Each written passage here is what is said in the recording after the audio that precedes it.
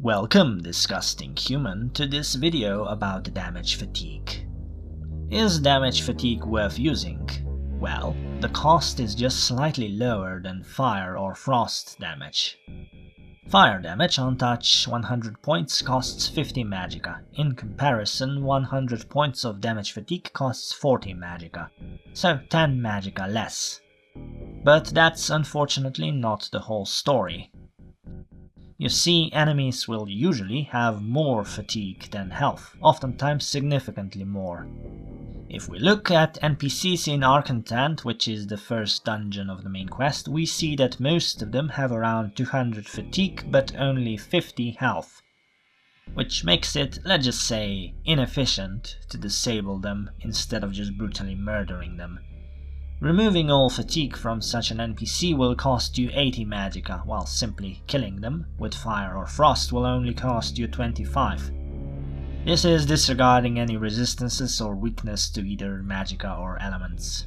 For the player, fatigue is calculated as the sum of 4 attributes. Those attributes are strength, agility, willpower, and endurance. So if each of these is 40, you will have 160 fatigue.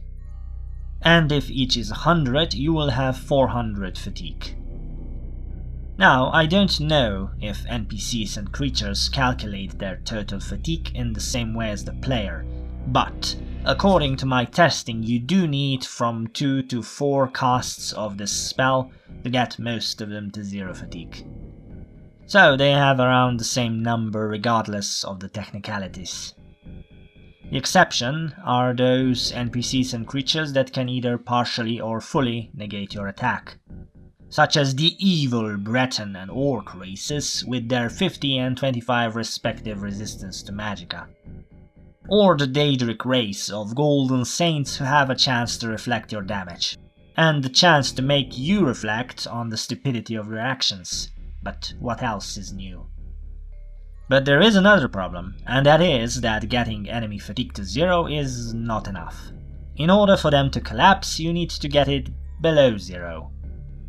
Now, if you play the game on PC and you have installed the code patch and you have the correct option enabled, that's not a problem.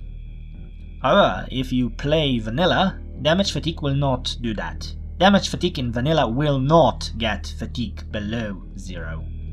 Instead, you will also need to use drain fatigue, but just 1 point of drain fatigue is actually enough. But wait, there is another problem. You see, fatigue regenerates. So let's say you get enemy fatigue to -1 or less. Will the enemy stay on the ground? No. The enemy is a worm who does not know their rightful place, like most humanoids I've seen in real life actually. So to make sure they stay in the dirt where they belong, you need to do 2 things. First, reduce fatigue to below 0. Second, make sure it stays there by counteracting fatigue regeneration, which requires a high duration, low magnitude spell of damage fatigue, obviously. By the way, you can't counteract regeneration with drain fatigue. Brilliant idea, it would be cheaper. I've tried, doesn't work. But also, again, just to remind you, you will need to add 1 point of drain fatigue to this hydration spell if you play the game without the code patch. Or you could just punch them. So here we have a spell that is so expensive it will probably eat all your Restore Magicka potions before you drop even a single enemy. And then you'll use up even more magicka to maintain that, because we're talking about a resource that regenerates itself every second. So, is it useless? Well, not exactly. Damage fatigue is great if you're still training your hand-to-hand skill. It allows you to defeat your enemy before reaching retirement age. Well, presumably, you still need to punch them many times. Your pitiful mortal lifespan may just expire after you're done with them. You should know that while I have been talking about dropping fatigue to 0, you don't need to actually do that in order to do something. Lowering fatigue, even if the enemy has not fallen and can't get up, does do something on its own. And that something also affects you, meaning skills get less reliable at low fatigue, both for you and for the enemy NPC. So lowering the fatigue of an NPC who uses a weapon will make them miss more attacks with that weapon. Same for magic. But you should understand that this has diminishing returns depending on enemy skill numbers. Long Blade at 100 will probably still kill you. You can't expect such an enemy to miss. And as such, using damage fatigue on enemies whose skill is that high is an exercise in futility and stupidity. But it is a good spell for messing around and doing shit like this. Assuming, of course, that you have a lot of magicka and you are hopefully making your own potions, which you should, by the way, as a mage. But if that's not the case, a better option would be to create an enchantment, in which case the creation itself may be expensive, but the spell becomes effectively free afterwards, because items regenerate their charge in Morrowind if given enough time. So I'd call this an overall better option. But Absorb Fatigue is basically damage fatigue, but better. It costs the same and it also gives that fatigue to you. And if you use it as an area of effect spell, you can target several enemies to more cheaply fill up your stamina bar. Although a plain old Restore Fatigue is cheaper, it's actually a quarter of the price. So 10 magicka for a spell of 100 points of Restore Fatigue on touch or on yourself. There are also better and cheaper options for disabling your enemies in general, such as Paralyze, which is a weird thing to say because I perceive Paralyze as an expensive spell, and Damage Strength, but Damage Fatigue is far from the worst spell effect ever, not when stuff like Drain Magicka and Disintegrate exist. We've talked about Morrowind long enough. It is time to move on to Oblivion. In Oblivion, a 100 point spell of damage fatigue on touch costs 79 magicka. In comparison, 100 points of fire damage costs 136 magicka. That's with destruction at 75. At other levels, it will be different, obviously. But enemies can be considerably more damage spongy in Oblivion depending on your current level, and your magicka regenerates, so you will feel the loss a little bit less, and the cost is more comparable to the cost of health damage. However, if you really want to use damage fatigue, you should either use an enchantment or a poison. In the old Oblivion, damage fatigue is great. Your enemy will fall on the ground once their fatigue gets below 0, and unlike in Morrowind, it can get much lower than -1. Which means your enemy will lay on the ground until the fatigue regenerates back to 0, which can take a while. By the way, Morrowind's fatigue dropping only to -1 is pure speculation on my part. I didn't check the console, I didn't check the construction set, but it sure does look that way to me.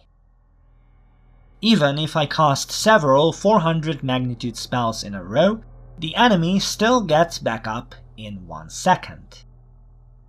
So anyway, back to Oblivion. In any case, once the enemy is down, you can now play Doctor and conduct experiments on your victim. But the absolute best way to use damage fatigue is as a poison. Damage fatigue poisons are both high duration and relatively high magnitude. It's also fairly easy to get the right ingredients. And being poisons means that they are affected by weakness to poison. And weakness to poison is itself affected by weakness to magicka. So I like to cast this nice little spell before I poison the enemy. I like to use it 2 or 3 times to stack up the weaknesses a little bit. Using it as an enchantment is still good, but in that case it'll only be affected by weakness to magic and you'll have to keep refilling the charge. So in that case your best bet would be to get Azura Star, or kill plenty of mages for their soul gems. They deserve it too. Fighting mages who continually run away is pure pain if you're playing an armored warrior. So if you find yourself in that situation, you can use Feather to remove the effect of armor on your running speed and brutally murder the foolish mages. Unfortunately, damage fatigue gets really bad in Remastered. For all the good changes they did, damage fatigue really jumped the shark. Now, once enemy fatigue goes to 0, the enemy drops on the ground for a second. Then, their fatigue restores back to 50% and they rise back up. Lame. That's totally lame. It still somewhat works as a poison and the Suffer spell is still effective. The enemy will sway and continuously fall down until the effect of the poison has run out. You can pretend it's a make drunk spell, but it's definitely not damage fatigue anymore. Not the one I like anyway. You should just use Paralyze instead and roleplay as a sexual deviant who molests farm animals. It's terrible and I don't like it. For both games I recommend Poison over Enchantment and Enchantment over a spell. Skyrim has damage fatigue poisons and enchantments but no spells, although it's now called damage stamina, which is admittedly a much more sensible name, but there are no spells because Todd likes to remove things and someone really should slap him. Well, technically, frost damage does also damage stamina, which is something I forgot about until someone reminded me, but it doesn't exist as a standalone spell.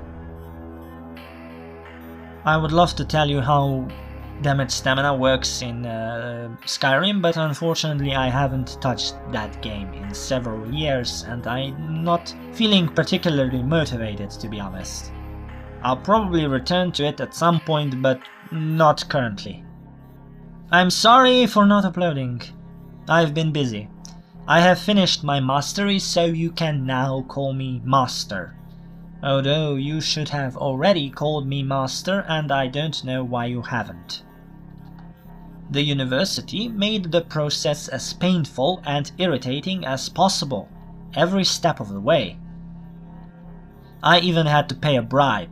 It was listed on the price list, but I think we all know what the euphemism, the cost of defending your mastery, really means. I also got distracted with a little game called Guild Wars 2. I haven't played it for a while, but I crafted several legendaries, but I'm sure you're not interested. Watch this video next. It is about your mother. If your mother's name was Drain Attribute and she was a Morrowind spell. Thanks for watching. Try not to die until next video.